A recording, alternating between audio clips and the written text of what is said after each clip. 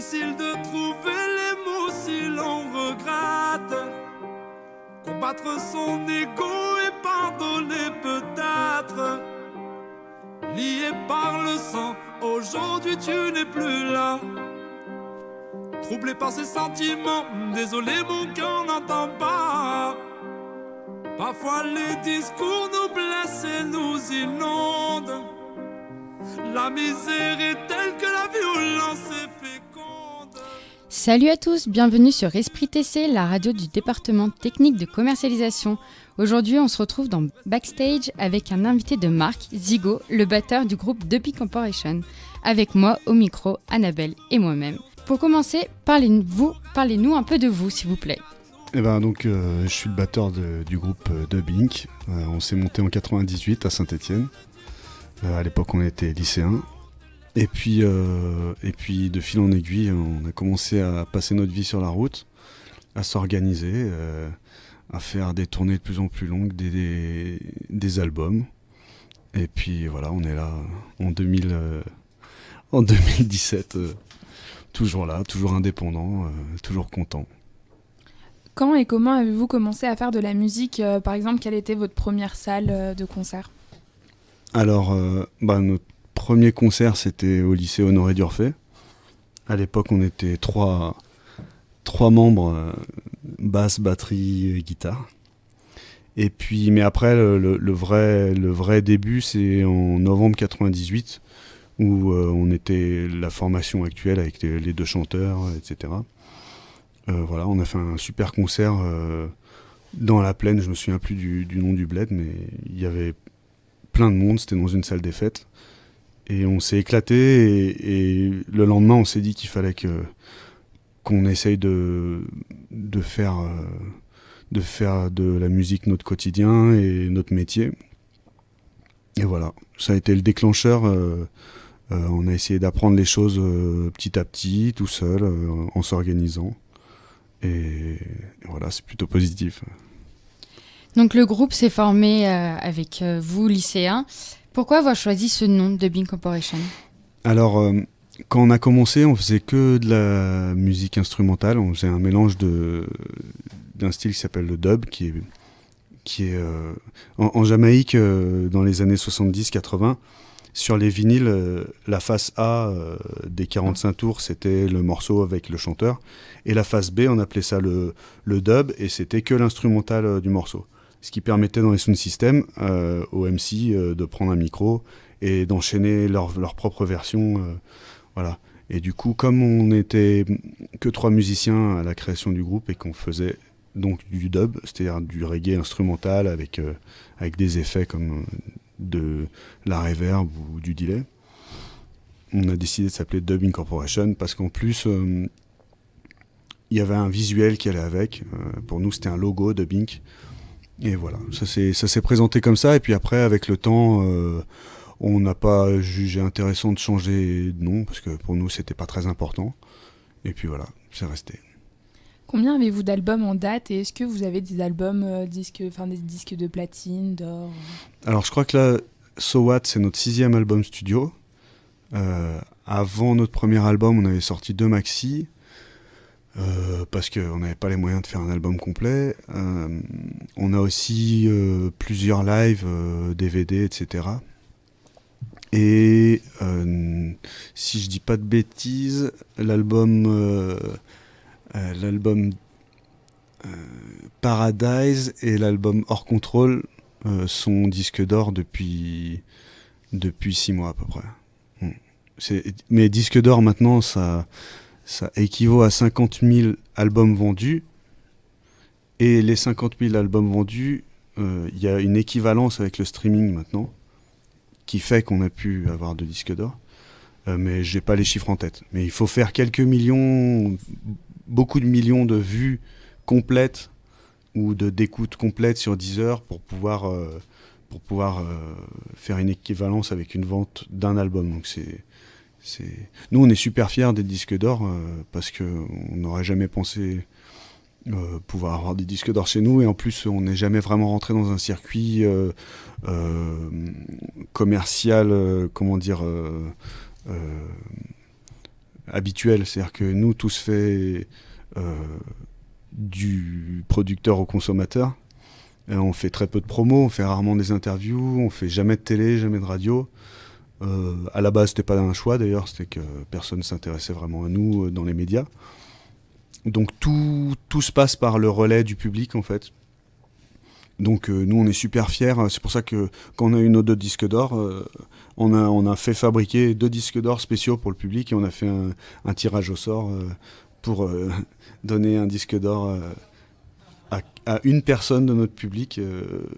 Parce que symboliquement, nous on a toujours dit que le public faisait partie du groupe et voilà, c'était... Voilà. Donc votre groupe, il est né à Saint-Étienne. Est-ce que Saint-Étienne a eu beaucoup d'impact sur votre carrière ?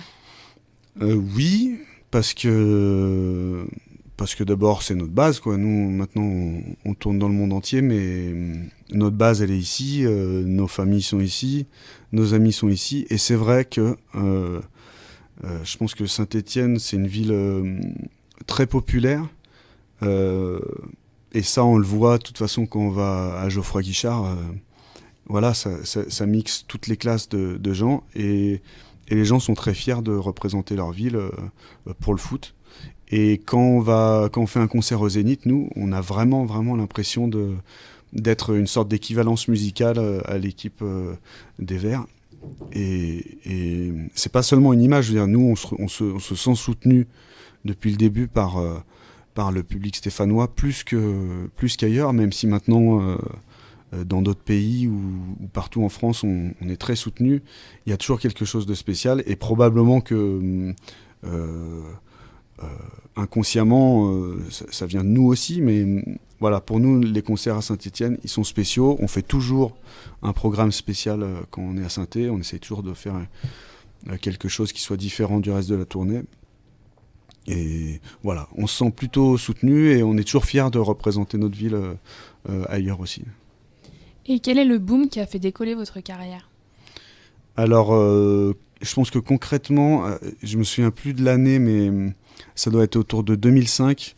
Avant 2005, on était donc complètement autogéré, autoproduit et autodidacte. Il n'y avait que nous qui organisions nos tournées.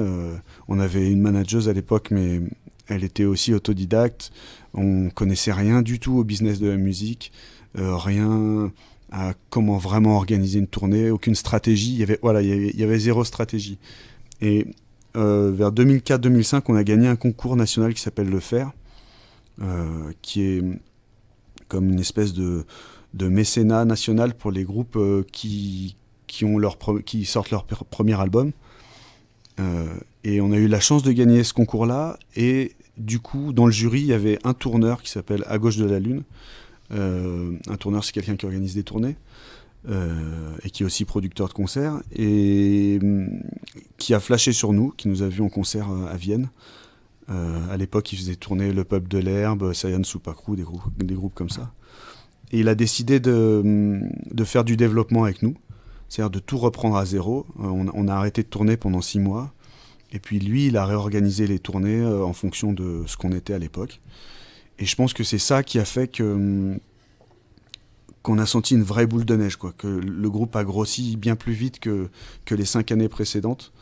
Donc je pense que ça a vraiment été un tournant dans notre carrière. Parce que si on met ça à part, finalement tout le reste, même maintenant, nos albums, on les fait de la même façon qu'avant, c'est-à-dire on répète ensemble pendant des mois et des mois pour faire un album. Il n'y a pas un musicien qui amène une musique et qui dirige tout. On fait vraiment tout tous ensemble. Sauf que bien sûr, on a plus d'expérience, donc on va plus droit au but. Mais sinon, les choses n'ont pas vraiment changé, quoi. Est-ce que vous avez des inspirations particulières au niveau musical ou même des personnalités ? Au niveau musical, ce qui est clair, c'est que notre regard est quand même tourné vers la Jamaïque, on va dire à 80%. Le reggae en général, c'est le reggae et puis le dancehall. De toute façon, la musique jamaïcaine, d'une manière générale, c'est notre principale source d'inspiration. Je pense que pour des mecs de notre génération, nous on continue à écouter les nouveautés. Je pense que ça peut être l'erreur de beaucoup de musiciens de rester sur ce qu'ils aimaient à leur début. Nous, vraiment, on a toujours aimé suivre l'actualité des sorties jamaïcaines. Du coup, on essaye de garder un pied dans un son plutôt moderne. Et puis après, je pense que, compte tenu de tous les voyages qu'on fait à travers le monde, on a toujours une ouverture vers la world music. On a toujours aimé, nous, la musique nord-africaine, ouest-africaine. Je pense que c'est aussi culturel pour nous. Enfin, je veux dire, n'importe quel Français, il a de toute façon un pied dans l'Afrique, vu le métissage qu'il y a en France. Donc on a toujours été attirés par ça. Et le fait de voyager beaucoup en Afrique, en Amérique du Sud maintenant, en Asie, ça nous donne envie de tester des choses en studio. Quand on est allé la première fois en Colombie, on a écouté plein de cumbia là-bas. Et du coup, Fred, notre clavier, il est accordéoniste. On n'a pas pu s'empêcher de mettre de l'accordéon dans un morceau. Voilà. Quand on est allé en Algérie, l'album qui a suivi, on mettait du oud et de la mandole, des trucs comme ça. Ça, pour nous, c'est hyper important de toujours rester ouvert à ce qu'on entend, aux gens avec qui on partage des moments.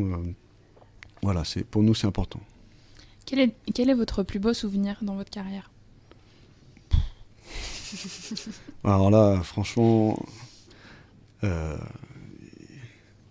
Enfin, moi, personnellement, j'arrive pas à... Déjà, faut se dire que ça fait presque 20 ans qu'on... Nous, on s'en rend pas compte, mais ça fait 20 ans qu'on tourne. Autant le dernier Zénith à Saint-Étienne, ça a été un moment de fou pour nous, un vrai moment incroyable. Autant je pourrais te parler de notre premier concert qui était dans un petit truc, tu vois, une petite salle des fêtes, mais qui était fou aussi. Ou notre premier concert au Sénégal, dans un quartier hyper pauvre, avec, je sais pas, 10 000 personnes. Il y a tellement de moments fous, en fait. Et puis, il n'y a pas que des moments sur scène. En plus, nous, on est un groupe vraiment familial. On est ensemble depuis... On est toujours les mêmes potes depuis autant d'années. Donc, en studio, il y a des moments magiques aussi pour nous.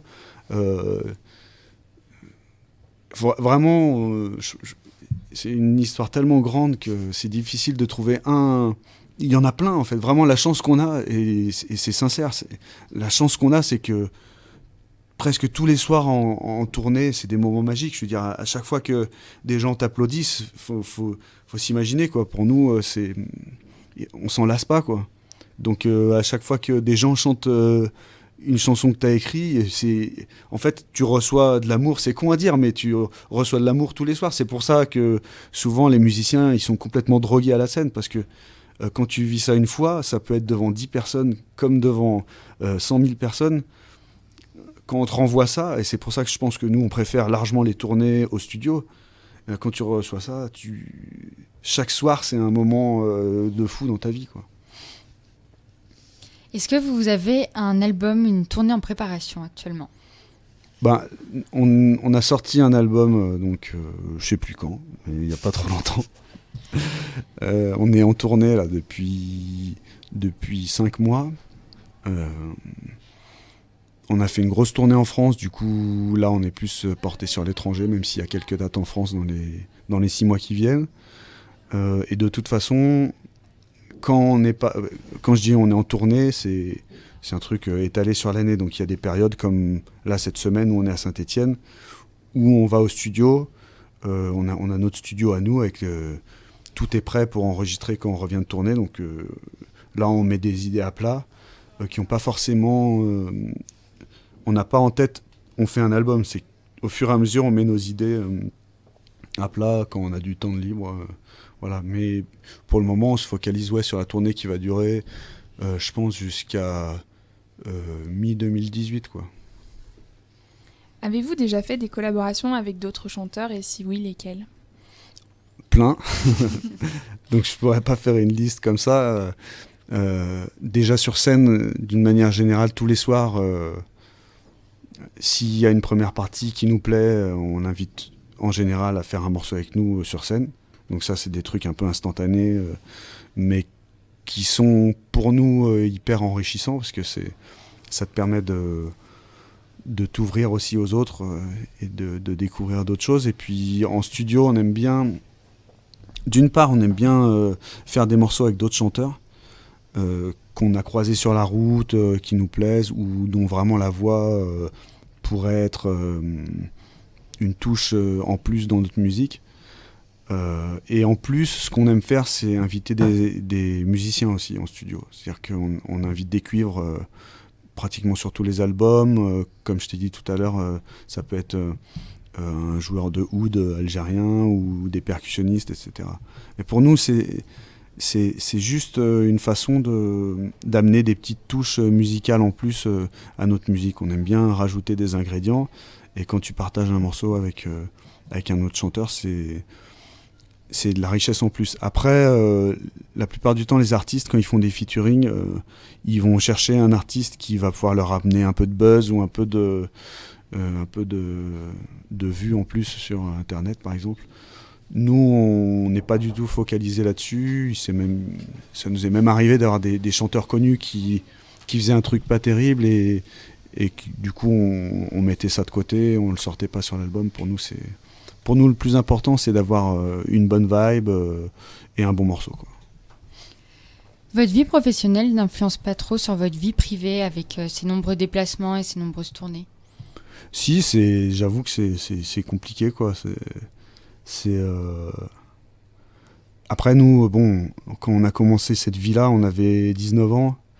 Donc notre vie, elle s'est développée avec ça. Donc nos femmes, nos enfants, ils ont aussi une certaine habitude de tout ça, mais quand même, depuis 6-7 ans, et particulièrement depuis 3 ans, on tourne vraiment beaucoup à l'étranger, et très loin, comme l'Amérique du Sud, où tu es obligé de partir quand même à un moment, tu peux pas partir pour 3 jours au Mexique.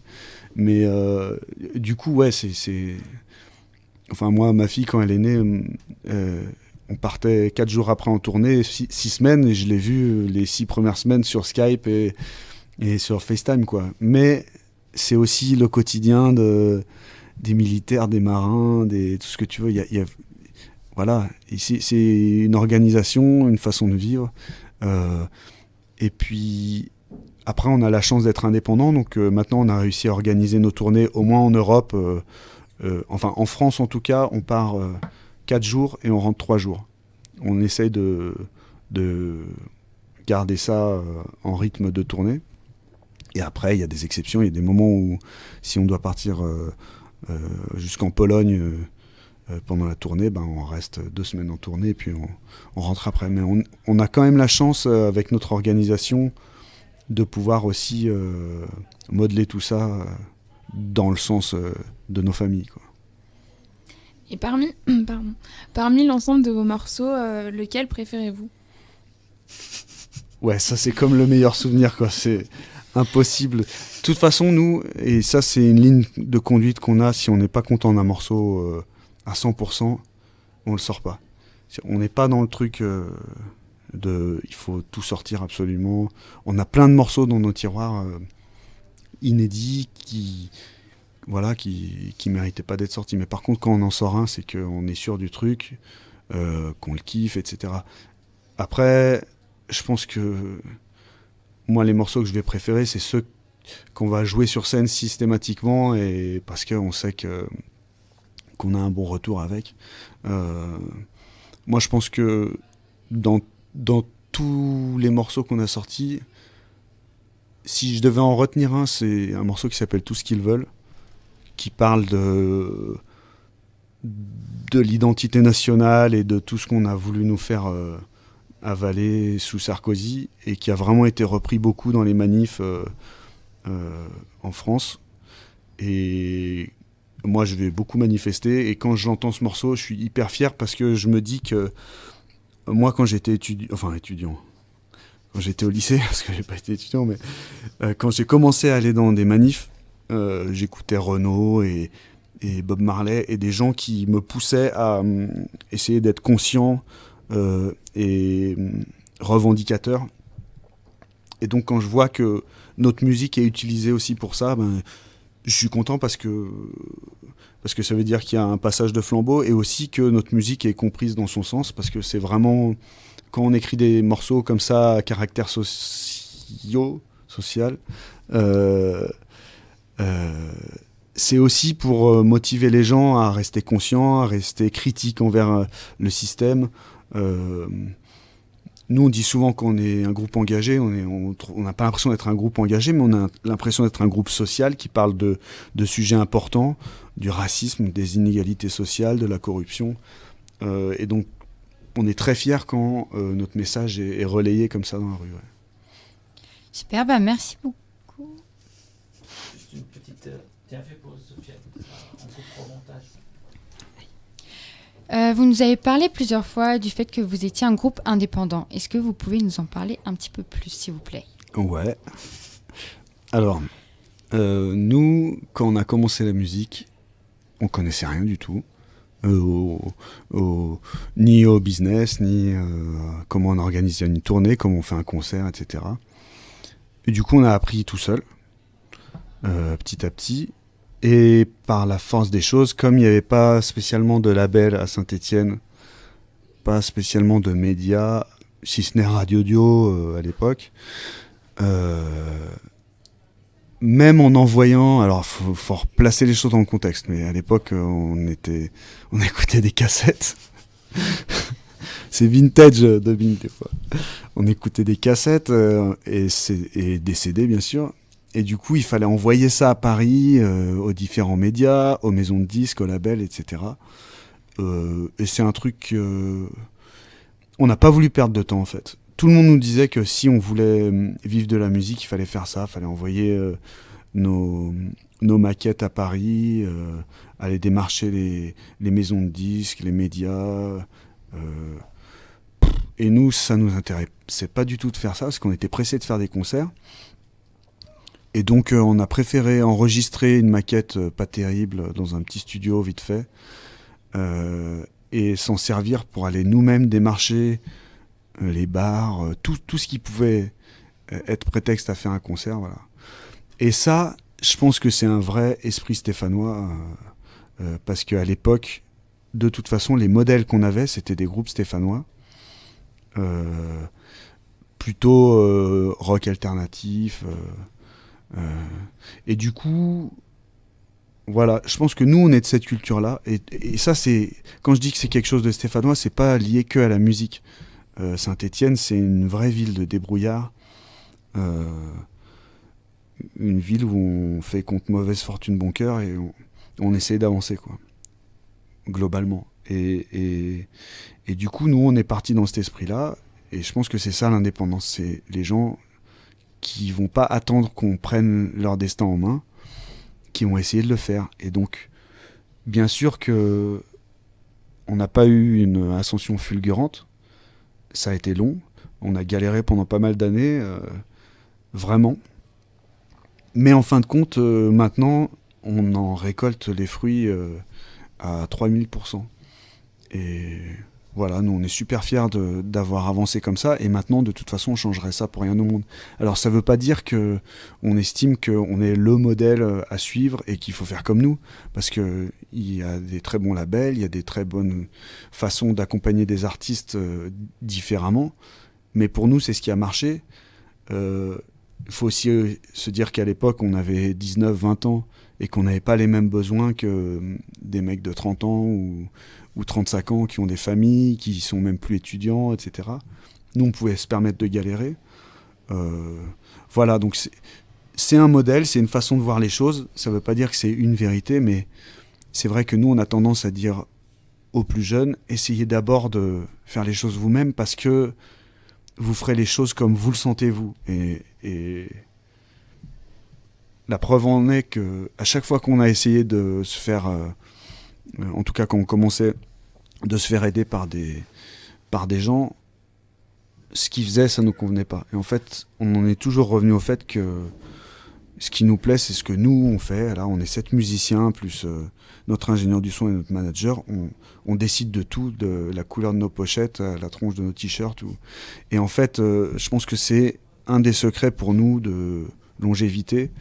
C'est le fait qu'on soit toujours tous impliqués dans tout ce qui concerne le groupe. Et du coup, je pense qu'on avance mieux de cette façon-là, en tout cas pour nous. Eh bien, merci Zigo pour cette interview. Merci également à Maud. Nous allons nous quitter sur le titre Triste Époque, issu de votre dernier album. Merci. Merci. Merci.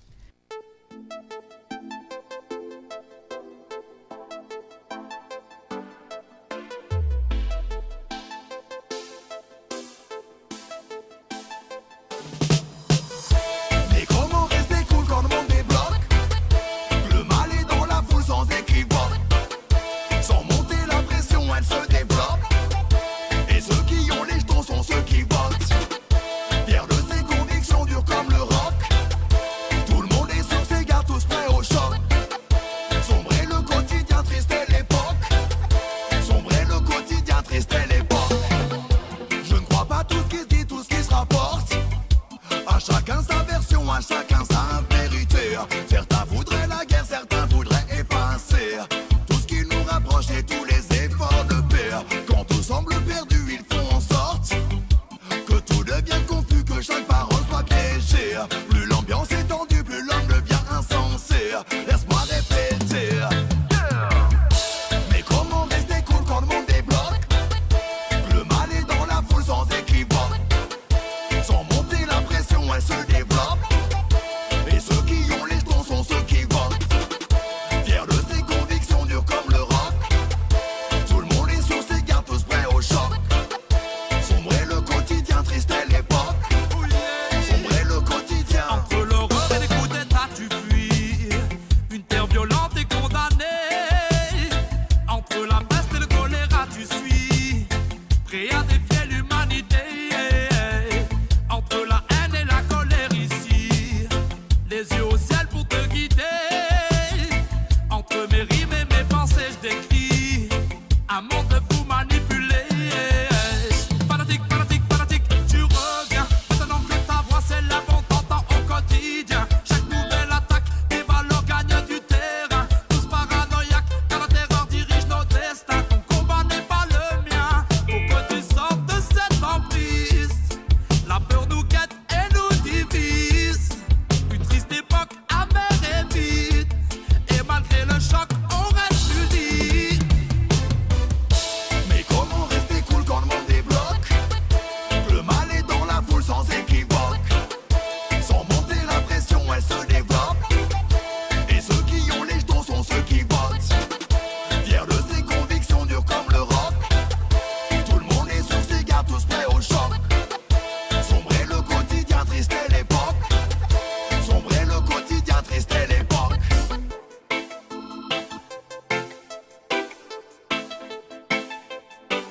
Comme un soldat, je défends le verbe, est-ce qu'il anime? La liberté est un droit. Et toi tu refuses qu'on la dessine comme bout, je lance une fatwa sur l'ignorance et ses crimes. Les images resteront gravées. Oh yeah. Prêt à faire ce qui dit sortir le Glock. La peur à la mamie ferme ta porte. Et le feu qui s'attise grossit les stocks. De fous furieux qui disent qu'ils ne veulent pas accepter toutes nos différences, ont peur de la liberté. Qu'il n'y a qu'un seul sens, qu'un chemin à emprunter. Tu n'auras aucune chance si tu ne suis pas leurs